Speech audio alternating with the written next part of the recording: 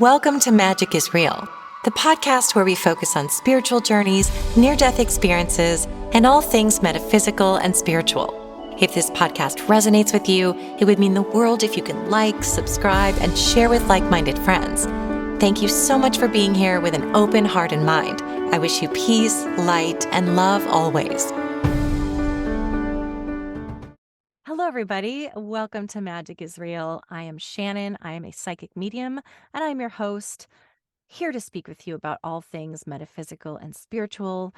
And I would love it in advance. I'm going to say this. If you would do me a favor, and if you like this, would you please subscribe if you haven't already, like the video, leave comments below, even if it's just a word or two. It really helps the algorithm and helps get the word out that this podcast exists and helps other people to be aware of the podcast and get to hear the stories that you have been able to hear yourself by being aware. So thank you for your support. Thank you for being here. Today, I'm really happy to have with me Valerie Johnson. Valerie Johnson is a near-death experiencer, and she's also a human being here to share the insights that she's learned and a little bit about her spiritual journey and what happened to her when she died and lived to tell the tale. Valerie, thank you so much for being here today. Thanks for having me, Shannon. Such a pleasure. Valerie, I'd love to start by knowing who you are as a human being. I would love to start by talking about what were your spiritual beliefs? What was your upbringing like? Who are you as a human being? And before this all happened to you. Well, before this happened to me, I grew up in a real small town in Sequim, Washington, and population like 1,100 when I was a kid. So it was very small. You knew everybody. Grew up with not a lot of parental guidance and didn't really went to church with my grandma every once in a while, but wasn't really exposed to Jesus and what the difference between Jesus and God. I remember as a child being so confused and just really not knowing much about any kind of spiritual path at all as a child. I did have a grandma who was really, now looking back, very in tune, but I didn't realize it as a young child, so didn't have a lot of religious upbringing at all before this happened. And it happened when I was 20. So after that, then my life kind of changed. Yeah. Right. Well, let's just start with wherever you'd like to start when it comes to the actual story and what happened. Well, okay. So like I said, not a lot of parental guidance and in a really small town. And so there wasn't a lot to do. And we drank a lot. And we were up in the mountains at a party, way up in the mountains. And I had drank way too much and drove home and down this mountain. And I went off the road. I was in a little Volkswagen, went off the road on the right, and I backed up and I was kind of teetering on a cliff. And so That's terrifying. it was, but I was, like I said, You were inebriated. exactly. And so I tried to get out of the car and we both went over the cliff. And so it was a 500-foot cliff. And so I remember bouncing kind of off the, terrain on the way down. And God is good. I ended up on a side of a river bank, and the river was flowing over the lower portion of my body, which I guess kept me alive because the bone in my leg was out of my leg. And I would have bled to death, they said, if I wasn't in the cold. It was like February and snowing. And so I was in a perfect place for the night. And the next day, some hikers were driving up the road and they had saw the tracks over the side and they stopped and got out. And one was a paramedic, and they came down and they found me. And so a bunch of men, I remember being on just a flat board, and they walked me up the side of this mountain. And I remember being in the ambulance on the way to the hospital in Port Angeles. So I spent a month at this hospital, and I don't remember a lot of it, but in and out. And at the end, I was about ready to get out of the hospital, and the doctor was in the room with me, and I started getting really bad pains in my stomach and started throwing up blood. Anyway, my liver had exploded inside my chest cavity. Like a blood clot had hit it. But at this small hospital, they didn't know what was wrong. So for about a week, I had like 105 temperature, just couldn't breathe. So they airlifted me to the major hospital in Seattle, Harborview. And in the very first surgery I had at Harborview, I remember being up over the team of, there was like 12 people working on me, and they put a long needle in my chest and they pulled out 550 cc's of blood. And I remember the number and everything. And as soon as they did that, I could breathe again. And then I was laying on the table looking back up at them. And I didn't have any, didn't go beyond seeing lights or anything like that, but just was over the top and out of my body watching them work on me, which was fascinating. And I think I spent 3.5 months then in that hospital. And I think they lost me 4 times in surgeries, but I don't remember any of it. I was just so drugged up. And so after that, I really became aware of, the kind of more aware of energy, and just that we're not just in these bodies, we are actually all connected. And I kind of knew, just, when you think of somebody and they call you, that's not just coincidence. Right. There's energy flowing. So anyway, now, after I raised my 3 children, and I'm just super interested in Akashic records and um, spiritual energy. And Marie Manucheri here in Seattle is fascinating healer that I love to listen to. And so I'm just kind of delving in now that I have time more to learn about this. And I came across your podcast and I was really fascinated to hear the stories. Thank So you that's, for that. Is that your cat in the background, the little tail? yes, they're so funny. When I'm talking to anybody on Zoom, they seem interested. Mine do too, except that they can't get in here.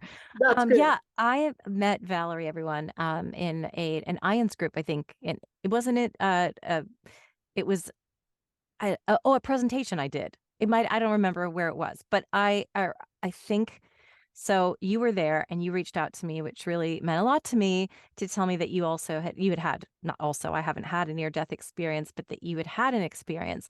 And I wanted to speak with you about it. Because I think that, yeah, there are so many people that have these experiences where they go and they have like this epic adventure on the other side. But I don't think, but the thing is that you don't need to have that experience to be hit with this understanding of your true nature. So you had the experience of, first of all, I didn't know your story and I didn't want to. And a lot of times ahead of time, I didn't want to know ahead of time because I like it to be fresh. So when you see my expressions, it's genuine. Oh my gosh, that's terrifying. Your experience of God, by the grace of God go I. I drank and drove when I was about that age, and so many times, and lived to tell about it. Never had an accident, never was pulled over. But first of all, don't drink and drive, people. Yeah, But the fact is that yeah, you had this understanding simply from seeing that your soul is not who it is. Your body is not who you are. So I would love to ask you a few questions. One is that when you were above your body, I'm assuming the way you told it, it feels like it felt natural, like you weren't going, oh my God, what am I doing up here? It just felt totally comfortable and natural. Yeah. absolutely. Yes. Yeah. And Yes. was it It was more? very peaceful. I mean, Yeah. I wasn't worried about myself. It was very interesting. That's Right. And did you have a full understanding? A lot of people say that they sort of received this knowing through osmosis. From the way I perceived what you said, is, yeah, it's just natural. And you understood that, oh, yeah, I'm not part of my body is just a vessel for my soul. What kinds of understandings did you have even just afterwards? Even maybe when you woke up or after you had time to process what had happened. What was your understanding of the nature of your soul? Well, especially over the years, I really come to understand that I believe I've lived many lives and I'm evolving each time. Um, to just to try to understand that we are all one. We're of this, we are all absolutely one. And we should treat each other as if it's ourselves. And I just got my first tattoo, and You it says, too? "Love yourself first." And it's my gentle reminder to put my oxygen mask on before assisting others, because then I have more love to give others. But that's really what I've come to understand, is just really to have empathy and understanding for everyone. We're all in this together, and really meditation is so important, to just tap into that still quiet download of information that you can get when you turn off, because you get to pick your movie screen, right? And so it's interesting, when you meditate, you get these downloads that are just pure, kind of creative information that you can't get in this busy world. And it's getting busier and busier all the time. So it's very fascinating to me. But anyway, that's kind of, I'm really fascinated with the energy now, and how it affects our bodies and the chakras, and kind of clearing out the energy. It's all very fascinating to me. When we move, I'm going to make a meditation room, just, so I can go in, Yeah. the door is shut. Don't I'd open. love to speak with you about that. One is I just got my first tattoo as well. And mine says trust, simply trust. And that's something I did just, it's not pretty, it's just there. Just to remind me to trust the process. And I still have anxiety, but it's to do, especially with mediumship. I got it after I began that work because I've learned and I continue to learn, and spirit keeps reminding me that it's about trusting what's coming to you and trusting your intuition, which even knowing that, I sometimes in my reading start to overthink. I start to think through it, analyze it, because that's the way my brain has always operated. And I just posted an episode about how I gave a reading on an airplane, and someone suggested to me the other day it could be because you're up in a plane, you're away from a lot of interference that's on the ground, right? And just it was the only reading I've ever done where there was not a single no. If I'm giving a reading professionally, there's often, I'm wrong, I'm a little off, I'm thinking too hard, I'm trying too hard. Everything was yes, yes, yes, yes, yes. That's all true.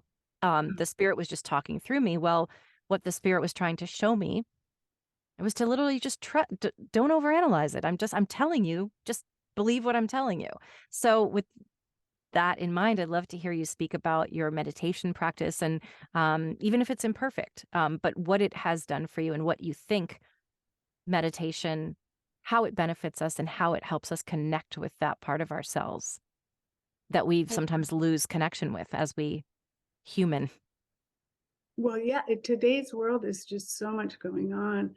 I just think it's ultra important to take the time and just shut everything down, and be still, and be okay, even if you have that monkey mind, to just keep going back to your breath and stilling yourself.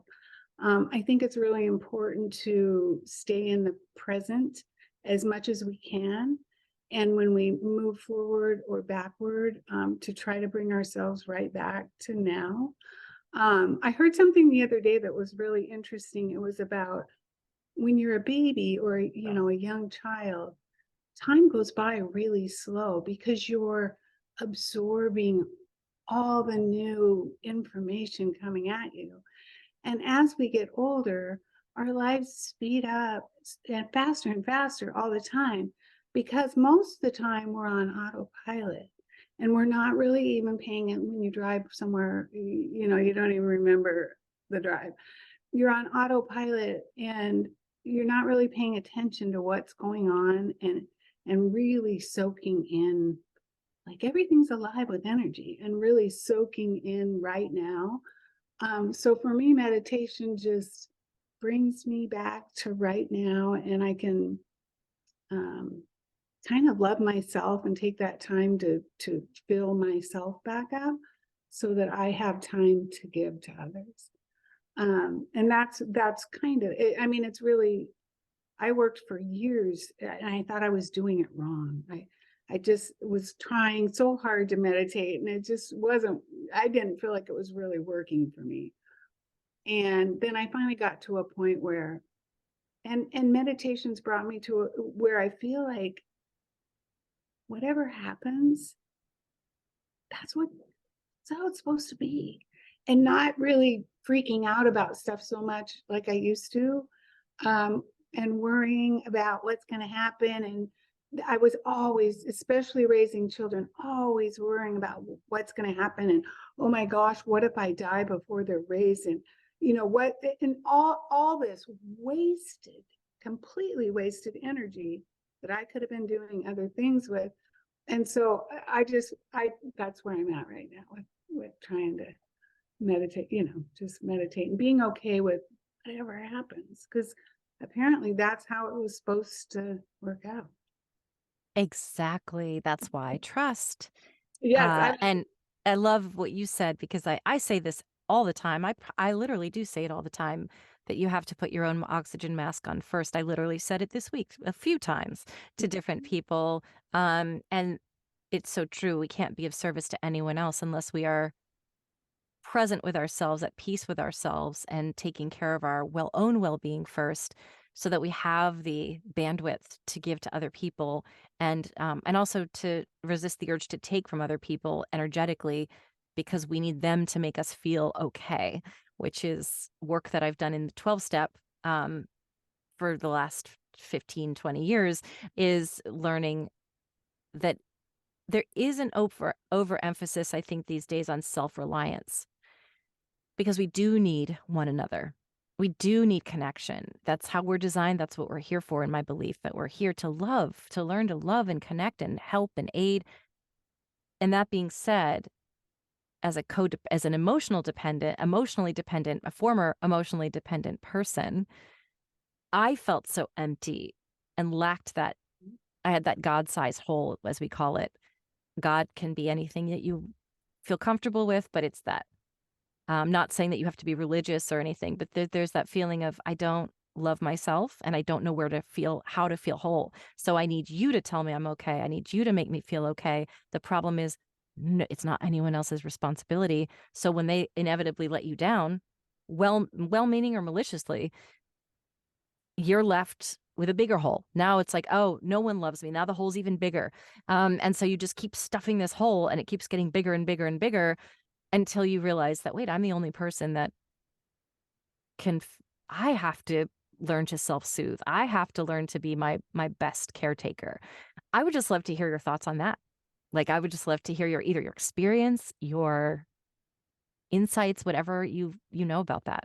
well, for me, it's all about learning to set boundaries. And Mm, it took me 55 years to do that.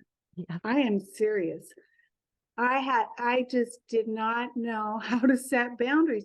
And because of my childhood and how I was raised, I was an absolute helicopter mother. And so just um, to the point of swinging the pendulum way too far the other way. I remember my daughter, after a week in kindergarten, her teacher came out and said, you might want to let Jaden zip up her own coat because she's the only one in class that really doesn't know. I was like, oh, okay, but that's, and I think just, yeah. Anyway, I totally lost my train of thought coming back. What was I talking? Sorry, No, totally. it's okay. The question is anything that you want to say about that, which was a Oh, the great boundaries, example of the boundaries. Yeah. setting boundaries. Now, just in the last couple of years, I've really worked on setting boundaries with my children, with my friends, with my spouse. And that helps fill me up because I know, I mean, but saying yes to things too, but also when it's not okay or it doesn't feel right in my heart, not worrying about hurting their feelings and saying it with love, but setting some boundaries. I think that's been like the biggest thing for me.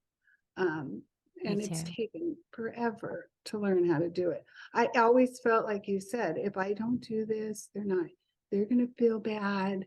They're not going to love me, you know, and just wore myself out trying to make them love me. And they would have anyway, right? Hmm. Especially my children. But I just was, it was horrible. And so I just say, yeah, set your boundaries, love yourself, fill yourself up with whatever that is, yoga, meditation, reading. I love to read. So I just eat up books. But whatever it is that fills you up, do more of that.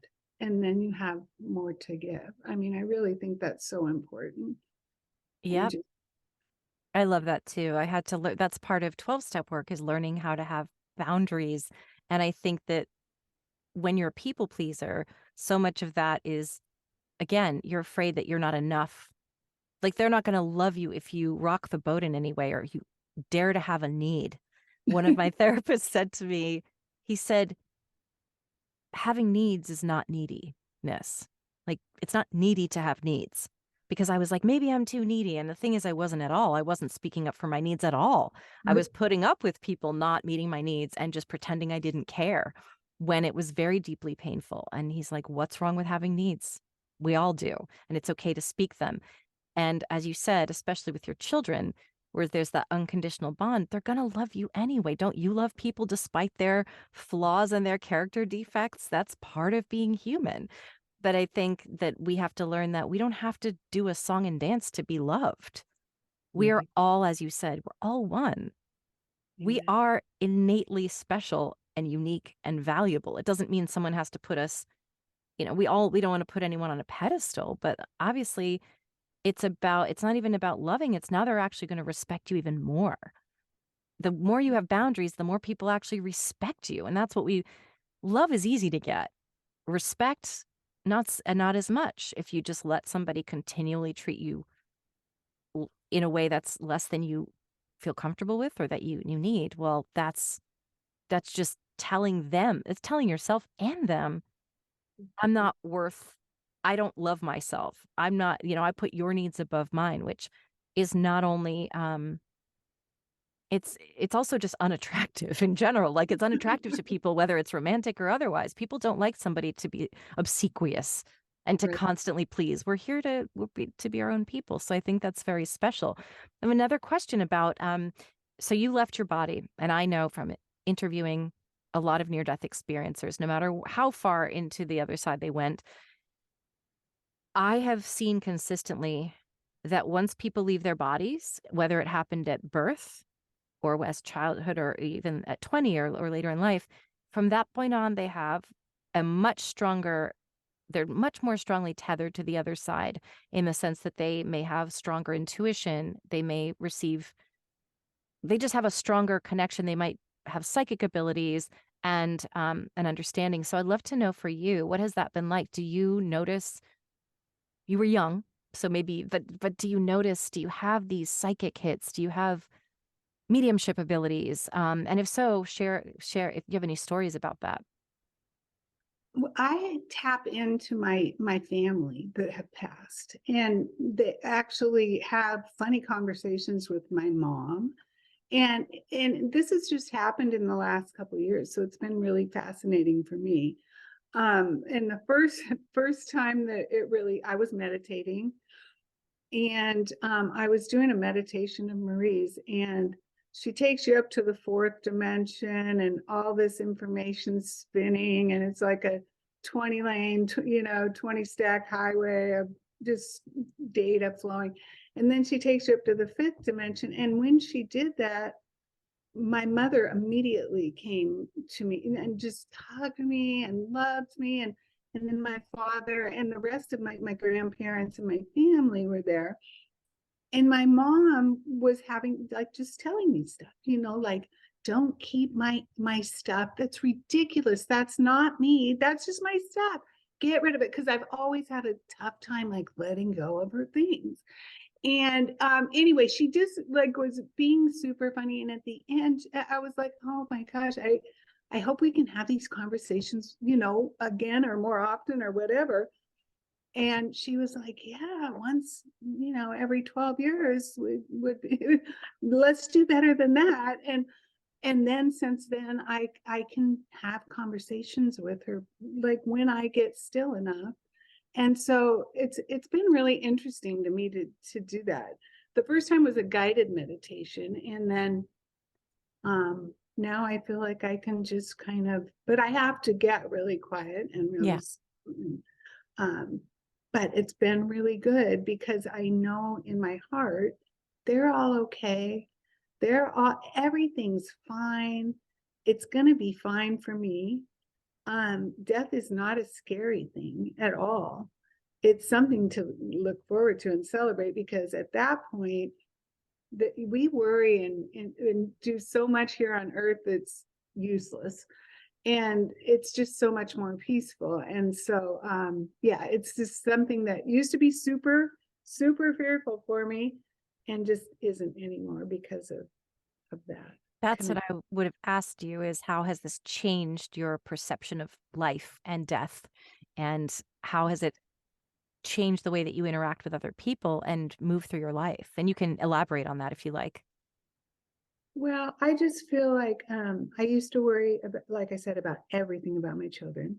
And now I feel like they're on their own journeys, and whatever they stumble upon or soar to, that's just part of their journey. Yeah. And it's not a bad thing. They learn even when they make mistakes, uh, and it's just nothing to worry about anymore. And so I feel this sense of peace that no matter what, everything will be fine. And I think and like I said, this is pretty new, like in the last couple of years where I've really started to feel like this. Um, and it's a wonderful feeling. Yeah. Yeah. I feel the same. I mean, granted, sometimes my monkey mind takes over Oh, and yeah. I have been on anti-anxiety meds for the last few years because I had a vocal thing that has to do with stress and anxiety, and I'm a voice actor, so I had to do that.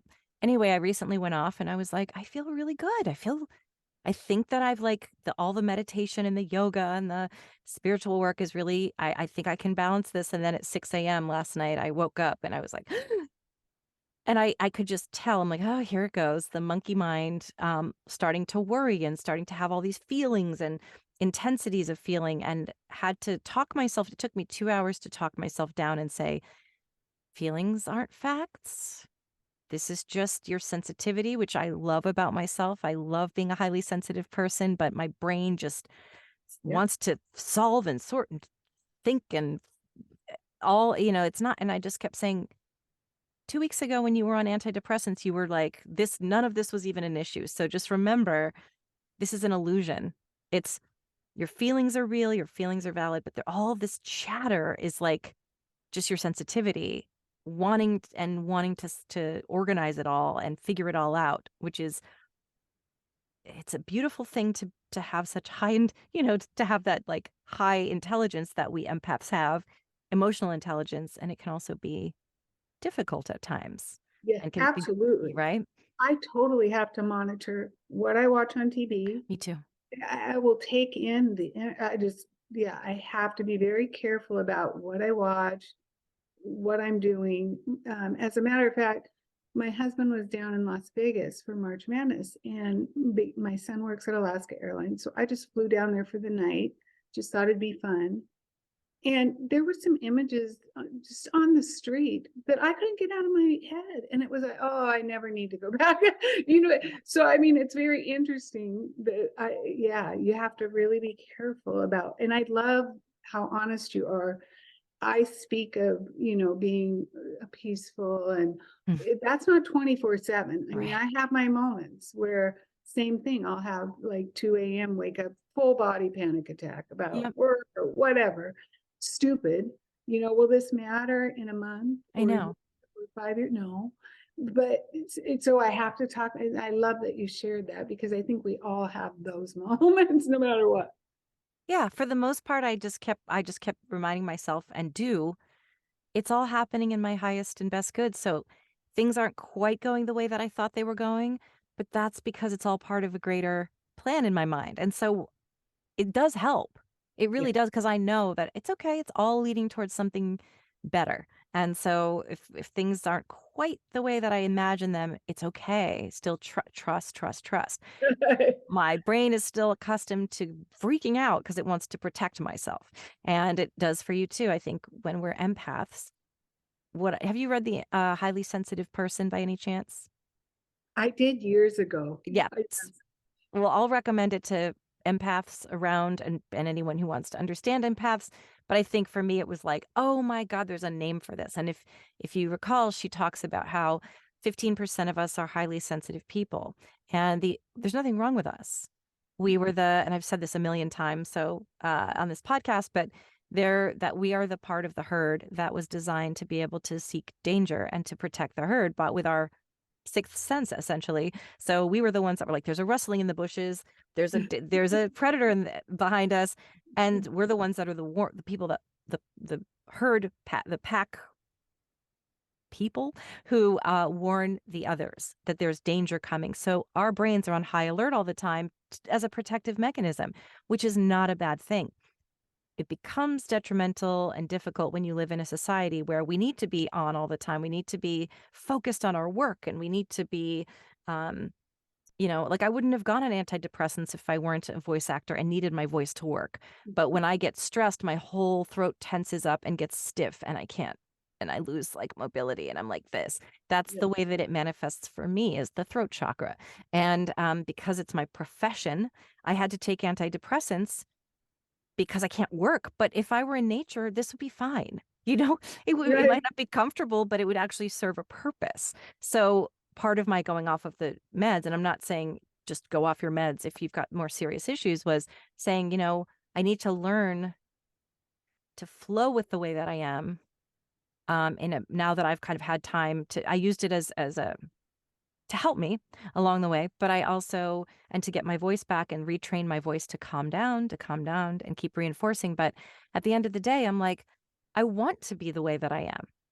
The only thing that's wrong with it is adapting to a society that moves, moves, moves and is very fast, and there's stimulation. And as you said, watching certain things. I can't watch the news. I do not watch it. Yeah. I cannot watch it. No. And that's okay. But we're made to think, well, if you're not informed and you're being irresponsible, you don't care, we're being drawn into this stuff all the time. How do you set boundaries for yourself? Like what's your method for, we've talked a little bit about it, but I'd love to hear you elaborate on what we can do to adapt to a world to be in the world, but also safe, keep ourselves safe from that. Well, for me, I quit the newspaper. I don't watch the news. I do have to say it's very challenging, because my husband watches Fox News 24/7. Yep. And I can't even look at it. Yeah. So if it's on, so that's challenging for me personally, but I can't, yeah, for me, I don't, it's disconnect for me. Mm-hmm. And I think today I see it at my work. We hire, a lot of young, bright, talented people who would rather I am than walk, I don't know, 20 feet and down and talk to somebody. It's just the personal interaction part of our society is getting less and less, because we'd rather text somebody than call them. It's faster, we're so busy, it's like we're on this treadmill that we can't get off of. So disconnect for me is the biggest thing. I will open my phone to order something on Amazon, and if I click on that Facebook button, I could get sucked in for a half an hour. of time that I just lost and I'll never get back. So I just turn off all of my notifications and really, really put my phone down because it's too much these days. Bless you. Thank you. I put myself on mute, but I agree, and I am so guilty of that as well because I find in this society it's very hyper-stimulating. It's we're very overstimulated. I say to myself, "Oh, I need to look up the phone number for this company." And then suddenly I'm like, "Oh, wait, I have to know how to pronounce the name because maybe it's a voiceover." And then suddenly I'm like, "Oh, YouTube just recommended this thing." And then Yep, you're going down and then I'm like, "What was I even here for?" exactly. And a friend of mine recently said, "I think you might have ADHD." And I was like, "The thing is, I didn't as a kid. I read books and I would read an entire book in a sitting. My mom said I was always squinting. Like, I have Botox now, but I have very wrinkly forehead because I was always in concentration, reading intently and like soaking things up and making art, writing short stories because it was the 80s. We didn't have Yeah, all this access to things. And I think with it, it can be very taxing on anyone, but especially a sensitive person. And that's where getting into nature comes in, connecting with, and as you said, we actually have to meditate and we have to go to humans. In this society, we have to go to a gym to run, because we forget, like, we're not using our bodies and our minds the way that it was intended, which is problem solving, protection, uh, bonding, connection, survival in nature. The sun, the stars, going to sleep when the sun goes down, waking up when the sun comes up. I was just lamenting that I keep going to bed at 2 and sleeping till noon. And then I'm like, why am I not getting more work? And it's like, because you're not waking up at when the sun comes up. You're on, you're watching YouTube, you're like, texting your friends, you're doing whatever till 2 in the morning. yeah. Um, and I'd love to know what your understanding has become of, uh, this is a big question, but answer it any way that you like. As someone who's left your body and, has that understanding of this is what we walk around in. This is the clothing for our soul. But what are we doing here, in your opinion, and from what you've learned? I think what we're doing here is trying to help others raise consciousness. And the duality of, especially like our politics in the US right now, and there's a lot of duality going on for a reason. And I think that I feel like things are changing and rising and more people are becoming aware um, of maybe abilities they didn't know they even had from podcasts like yours and other things that are out there.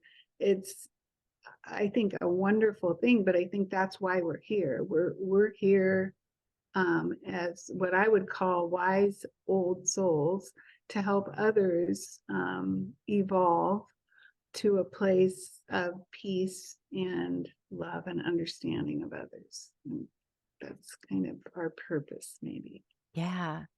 And I know it's such a broad question. What is it that you most would like people to know? Full stop.